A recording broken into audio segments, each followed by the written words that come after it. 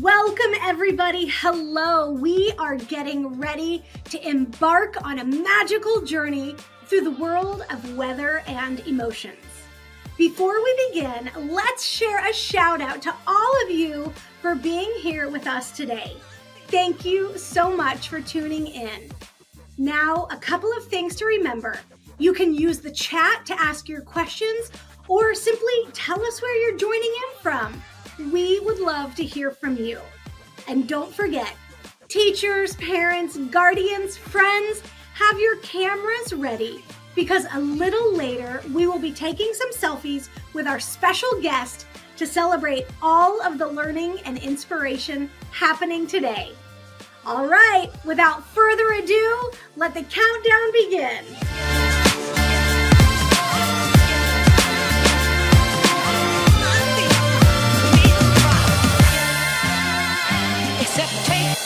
Hello, weather enthusiasts and book lovers. Welcome to today's event. I'm your host, Ann Cosma from Team Flip, and I am delighted to introduce our special guest, Dylan Dreyer. You might recognize her as the co-host of NBC's The Today Show, but did you know she's also an accomplished meteorologist and a best-selling author? Yes, that's right. Let's welcome her in. Hello, Dylan. It's so good to have you here today. Hi, Ann. Thank you so much. It's so nice to join all of you. I'm just truly honored to be a part of this. Well, we are so excited to have you. And Dylan, I have to ask right away, when you were in elementary school, what did you want to be when you grew up? Did you ever imagine you'd be a meteorologist, a co-host on the Today Show, and a best-selling author? No, none of those things. I honestly didn't know what I wanted to be when I grew up. I kind of tossed around the idea of being a hairdresser or I liked to cook with my mom, so maybe that was something. It was not something I gave a lot of thought to, but I always loved math and science. That was just what I sort of excelled in school.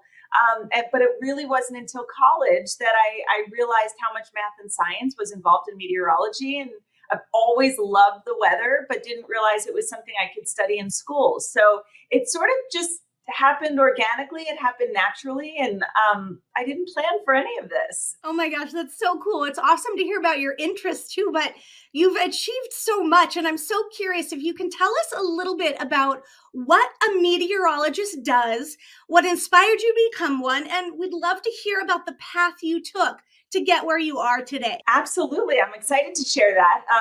So a meteorologist, if you notice the beginning of the word says meteor. And way, way back in the day, a meteor was anything falling from the sky. So, nowadays we think of meteors, like the actual meteors up in space. Sometimes they enter the Earth's atmosphere. But way back when, meteors were also raindrops, snowflakes, anything that was falling through the sky. So a meteorologist is a scientist who studies things that fall from the sky. So that's a little backstory of where the word meteorology comes from. But now we know it as, someone who predicts the weather. So I went to school at Rutgers University. It's in New Jersey. And I studied to become a meteorologist. But when I first went to school, again, I liked math and I loved science. So I actually went to Rutgers to be an engineer. And it wasn't until my second year in college where I realized I really, really love the weather. And would you look at that? There's something I can study in college to become a meteorologist and actually get to follow the weather and predict the weather as a job. So I continued with the math, I continued with the science, but I switched from engineering over to meteorology and I became a meteorologist. And, I didn't really know that I wanted to do meteorology on TV. I never really thought that I would be a co-host to a show. I'm very shy by nature, if you can believe it.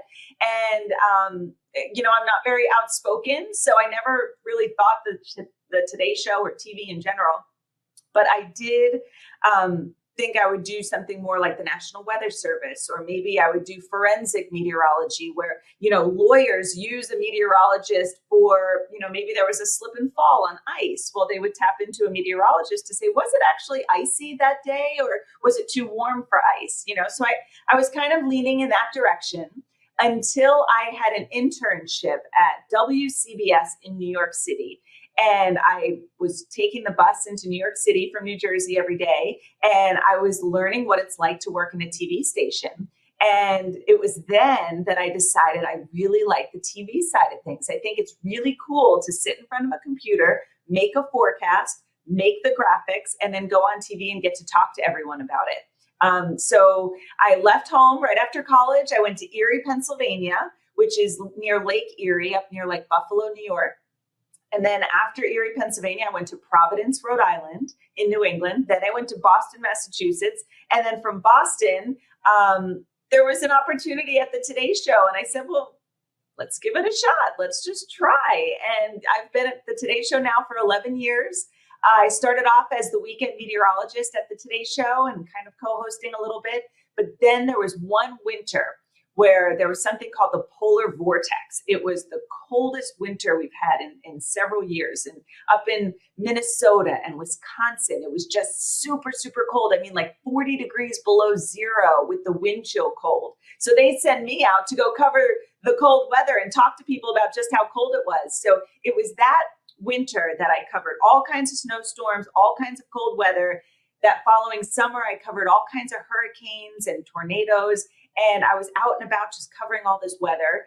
And, you know, just kind of after doing that for several years, they kept me in studio a little bit more. And I ended up becoming co-host of the third hour of the Today Show. So it just sort of happened. I followed my passion. I loved something and I said yes to everything.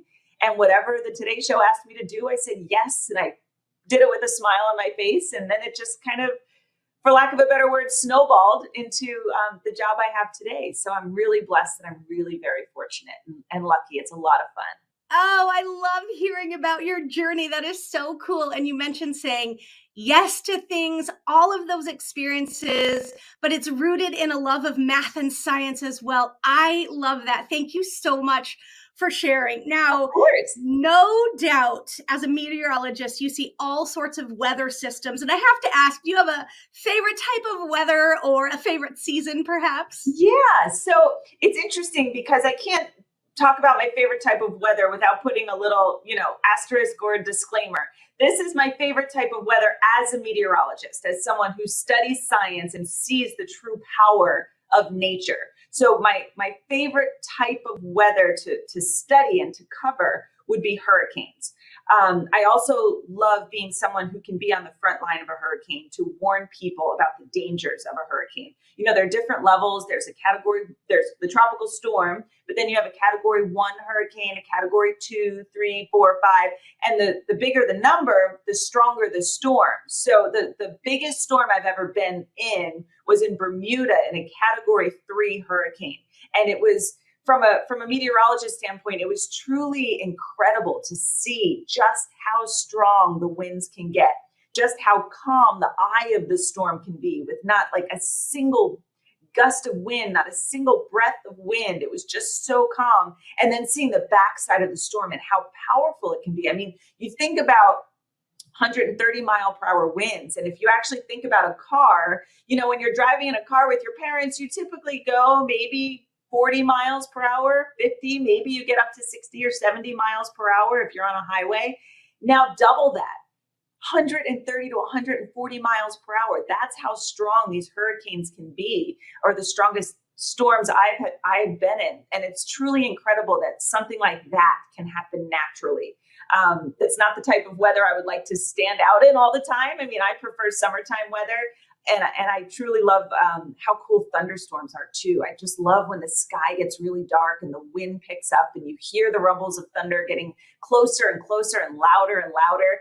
I always used to be scared of thunderstorms growing up, but now that I know the science behind why they happen, it takes the fear out of it for me and makes it a little more exciting, but only from inside. You never want to stand outside during a thunderstorm. You only want to be indoors where it's nice and safe. Oh my gosh, no doubt. I was just thinking weather phenomena all around the world can be super fascinating. And the science behind it, you said, takes a little bit of the fear out of it. And reporting on crazy weather, natural disasters, things like hurricanes can definitely be challenging. I was just going to ask if you ever get scared when you're reporting on weather like that. Yes, the most scared I've ever been was in Bermuda during that Category 3 hurricane because the storm hit in the middle of the night. So it wasn't like we were with a group of people. I was in my hotel room by myself, and I remember the curtains in my hotel room were starting to blow. And I thought maybe there was like, a window open or something, like why are the curtains blowing? It was actually the glass window. The window was bending. The glass was bending because of how strong the wind was. And I was truly scared. I ended up taking my cell phone, sleeping in the bathroom, on the floor in the bathroom. My cell phone didn't work because the whole building was cement. So, when I went into the bathroom, it was cement walls. So I wasn't getting any service. And I was trying to call my husband just to let him know I was safe, but I was scared. And I slept on the bathroom floor. And the next morning, everything was fine. The windows never broke. The hotel was totally fine. The next morning, I went outside and saw my crew, my cameraman and the person who runs audio and my producers. And I said, man, that was really scary last night. I ended up sleeping in the bathroom. I was so scared. And they're like, this whole crew's from Miami, so they're used to hurricanes. And they said, oh yeah, we slept in the bathroom too. You bring the mattress, you sleep in the bathtub, and you put the mattress on top of the bathtub to kind of protect you just in case anything were to happen. And I said, oh my goodness, you guys have done this before. And they said, oh yeah, we've done this many times. So I was scared, but it kind of came with the job, but we were totally safe. That's one thing we do as a meteorologist on TV. While it looks like we're in these really scary situations, we always make sure we're very safe. Oh my gosh, we're glad to know that you're safe. But thank you also for just sharing about those experiences. It helps us as viewers and watchers and experiencing weather know a little bit about what goes on truly with your work. So thank you for sharing. Dylan, I have to ask about this book, your wonderful book, Misty the Cloud. I absolutely love this book. What inspired you to write such a captivating story for young readers? Well, thank you so much. It means so much to me to hear you say that, because this was a passion project of mine and also my husband for about 12 years before we were able to get the book published a couple years ago. So it's just truly an honor to have everyone read it, because I think we all understand the weather. We all experience it every single day, no matter what it is. If it's sunny, if it's cloudy, if it's stormy, if it's fall, spring, summer, winter. I mean, there's so many different types of weather that we all experience every day. Something else we all experience every day are emotions. And if you actually think about emotions, they kind of tie into weather so much. So especially with this first book, I was thinking that feeling when just everything seems to go wrong and you just get frustrated and you're trying to find happiness and you're just still just frustrated. It reminded me of this growing cloud, when the atmosphere is unsettled, say in the summertime, and you see a little cloud turn into a bigger cloud and a bigger cloud, and then it just turns into this dark cloud that eventually develops into a thunderstorm. It felt like how I feel when my emotions kind of get out of control. So I thought it would be a very interesting way to explain some of the emotions that we feel, but also relate it to the weather, because they somehow, some way go hand in hand. And as someone who loves the weather, it was a fun challenge, a fun puzzle to put together this relationship, to think about, okay, well, when I'm happy, it feels like sunshine. When you compromise, and let's imagine there was a sun and a cloud that kind of worked together. Maybe we could create a rainbow and create something beautiful. So it's been a really fun challenge to figure out how we can relate weather to our emotions. And I think it came together pretty well. It absolutely came together so well, friends. If you are checking this book out, you are going to see how Dylan has done, well, and your illustrator too, right? Doing the connection between emotions and weather phenomenon. I love that idea. And the characters in your book have such unique names. Of course, there's Misty, but there's also Scud, Nimby, Calvin, and Wispy. Can you tell us a little bit more about how you came up with these fun names? Oh, we put so much thought into these names. I'll save Misty for last because she's got a story around her. I kind of wanted to think about descriptors for clouds, so that's where Wispy came from. You get those little wisps in the sky sometimes. So I thought that was a good descriptor and is a really cute name. Scud is actually a type of cloud. Sometimes you'll get these big clouds and then these little specks of clouds in the sky. Those are called scud clouds. So I thought that was a fun name for a cloud. NIMBY, since he's the baby, he's Scud's little brother. The big word for NIMBY would be cumulonimbus. That's a big thunderstorm cloud, but NIMBY just seemed like a fun little nickname. Kelvin is actually one of my favorite names because my son, my oldest son, he's 6 and going into 2nd grade, his name is Calvin. Well, Kelvin, Kelvin, is actually a form of measurement of temperature. So we normally measure temperature in Fahrenheit, so if it's 70 degrees, it's a beautiful day. If it's 20 degrees, it's a really cold day. So that's all in Fahrenheit. But Kelvin is another measurement of temperature. So there's the Fahrenheit scale, the Celsius scale, the Kelvin scale. So I thought that was a fun way to use that name. And then Misty, when I first wrote these books, I actually called the book Ollie in the Sky. And Ollie was a boy cloud. And then as I thought about it more and more, I'm like, you know what? I'm a female meteorologist. So what if we made the main character a female? So then we thought maybe Ollie could be short for Olivia or something like that. Or maybe Ollie is short for meteorology. So after we thought about it a little bit, we wanted the book to really represent clouds a little bit more. Something that really grabbed people right away. So you knew this book was about weather. So we thought for weeks and weeks and weeks, what else could we name her? And I said, I really just love the name Misty because mist obviously is a type of weather. Clouds are made up of water droplets. So if you actually fly through a cloud or if you drive through a cloud, like on a foggy day, it kind of has that misty feel to it. So I thought Misty would be the perfect way to describe our main character, which happens to be a cloud technically made up of mist. I love the thoughtfulness behind these names. It's so creative. And Dylan, I know our readers are eager to hear more about Misty's adventures. So would you do the honor of reading us a passage from Misty the Cloud? Yeah, I would love to. So I'm going to pick up the book kind of halfway through the middle, but just to give you a little backstory. So Misty is obviously the main character. She's the cloud. And she's the one who's about to have everything go wrong that day. It's kind of making her more and more frustrated. She can't seem to get out of her funk. She can't get out of her bad mood. She's just in a bad mood. And I'm going to show you what happens when a cloud gets into a bad mood. But there's also another character named Claire. And Claire, I would say, is about the same age as Misty. She's a human, just like you and me. She lives on the ground, just like you and me. And because of this bad mood that Misty's in, it rains out her baseball game. And she was so excited to play this game. So now Claire is also in a bad mood and she's getting very grumpy and she doesn't know how to control her feelings either. So that's kind of where we pick up with this book. So this is right after Claire's baseball game gets rained out. Of course, that made Claire very upset, almost as upset as Misty way up in the sky. Claire stamped her feet and stomped around the house. She was mad. Misty, what's the matter? A voice called out. Mom, this is the worst day ever, Misty said. She told her mother about the airplane and how upset she was that her friends were too busy to play. Well, you think that everything has gone wrong, dear. That's made you stormy. And being stormy has made you even stormier. Yes, Misty sniffled.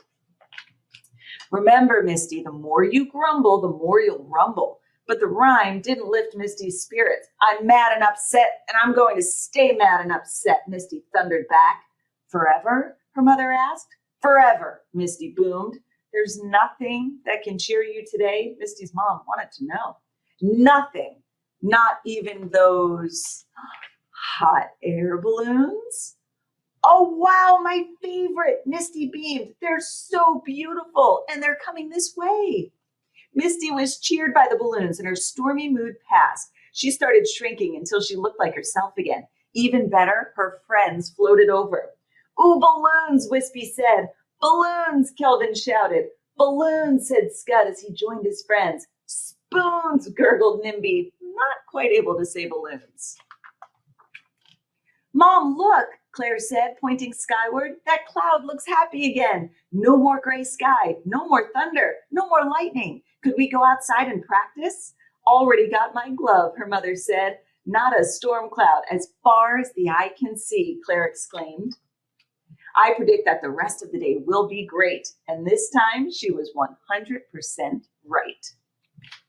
So that's the end of the book. And the one thing, when I was writing this book, I was like, do I want there to be a big message about how to control your feelings, or, what to do to make yourself feel better if you're feeling grumpy? There was kind of like a bigger picture.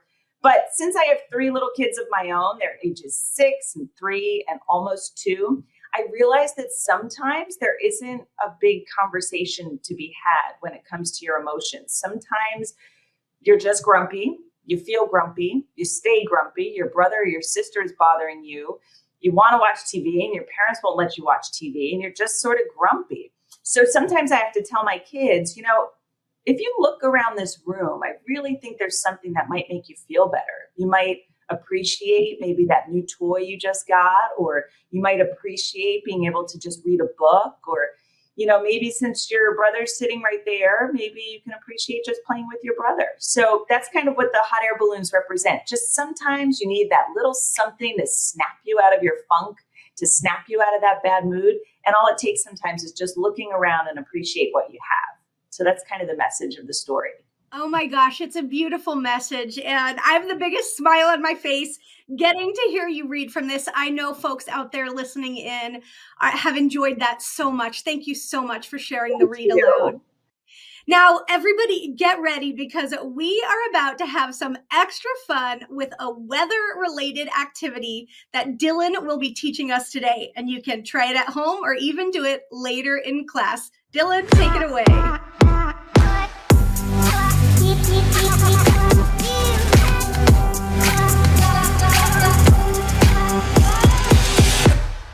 I'm so excited for this. So this book, as I told you, is all about, thunderstorms and Misty's mood sort of getting out of control. And I also mentioned to you that sometimes thunderstorms can be scary. I know my kids are always scared when thunderstorms come by. So I try to explain to them the science behind why thunder and lightning happen, that maybe it'll take the fear out of it a little bit. So there's 2 things you can do.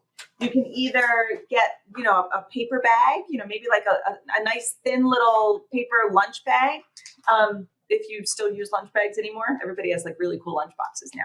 Or if you have a plastic bag, something like this, or, the thin little bags.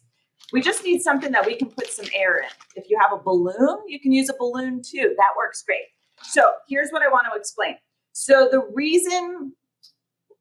lightning is very, very hot. Okay. Lightning is actually 5 times hotter than the surface of the sun. I mean, we're talking 50,000 degrees Fahrenheit hot. I mean, really, really hot. So it's also very dangerous. So you always want to go inside whenever there's a thunderstorm around. So when something that hot, like a bolt of lightning, heats up the air, right? Because it strikes and it heats up the air. When air gets really, really hot, it is forced in all different directions really, really quickly. And that movement of air in all different directions really, really quickly creates sound. The sound waves are just forced in all different directions and it gets really, really loud. So let's imagine if you have air that's being forced in all different directions really, really quickly, and that's going to create a sound, how can we recreate that? Okay, so here's what I'm going to do. I don't have lightning. It's too dangerous. I don't have anything that's 50,000 degrees. That's too dangerous. So I'm going to use a plastic bag instead. So I'm going to fill it up with a little bit of air. I'm going to tie it tight. And then watch. I'm sure you've done this before, right? Did you hear that pop? Did you hear that loud sound? So I didn't use heat, but I used force instead. So I filled this little bag up with air. And when I popped it, my hand forced the air inside this bag in all different directions really, really quickly. That's what made that big popping sound. So right here, we just made thunder on a much, much, much, much, much smaller scale. So we made a pop, but in the air, when the lightning heats up the air that quickly, it makes a huge boom. So the next time you see lightning and the next time you hear thunder, you could say that's really just the air being forced around really, really quickly to make that sound. So hopefully that might take some of the fear out of those thunderstorms for you. Oh my gosh, what a fantastic way to experience the power of thunder. Thank you, Dylan. Okay, I have to try it too, because I have one of those bags. Oh, good. If I can get the air in it. There you go. Wow, thank you. You just made thunder. That is so cool. Thank you so much for guiding us through that activity. I have a feeling folks around the world are going to be creating thunder as they watch. Oh, absolutely. If we all do it at the same time, I wonder if it would make a big loud boom. That'd be so funny. Oh my gosh. Okay, Dylan, we have some amazing questions coming through the chat, and we're going to get to those in just a moment. But before we do, we would love to take a selfie with you. Yes. So everybody out there, get your cameras ready, gather in front of your screens, in your classroom, at home, wherever it is that you're watching from. We'll give you a few seconds to get set up. Cue the music.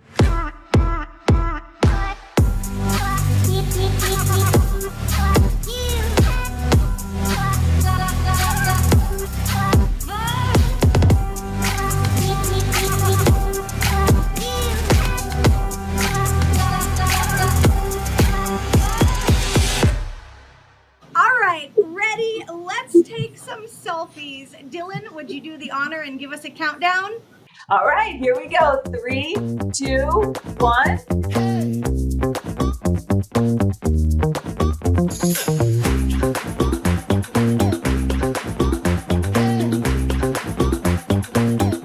Oh my gosh, Dylan, thank you again for being here. I hope everybody out there is having a great time and learning a lot. I know they are. And folks, we'd love to see your selfies. So feel free to post them on your favorite social communities, and be sure to tag us at Microsoft Flip and tag our friends at Random House and of course our special guest, Dylan Dreyer. All right, Dylan, are you ready for some of those questions? Oh, I can't wait. Okay, let's hear the first one. Hi, I'm Emily. I live in California. What did you like best of writing Misty the Cloud?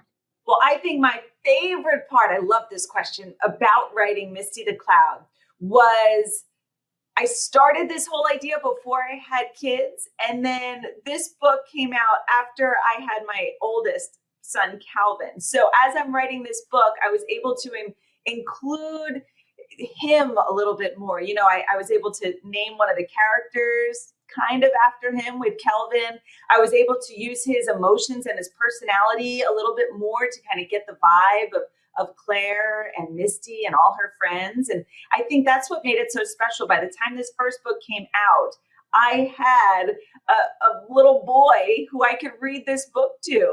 And I think that's what really brought it home for me and made it that much more special. It was almost like waiting as long as we did to publish this book. Just made it even better because I had Calvin to read it to. Oh, that is really special too. Thank you. Now, our next video question, here we go. Hi, Dylan. I'm Callie Villa from Allisonville Elementary in Indianapolis. If you could be a cloud like Misty, where would you travel and what kind of weather would you create? Ooh. Well, that's a very good question. If I was a cloud like Misty, I think I would love to go to Italy. I absolutely love Italy. I was able to go there on my honeymoon and I was able to bring my kids once. And I think if I was just a nice, happy little cloud, you know, not a cloud that's going to rain out anybody's day or not a cloud that's going to cause a big storm or anything like that.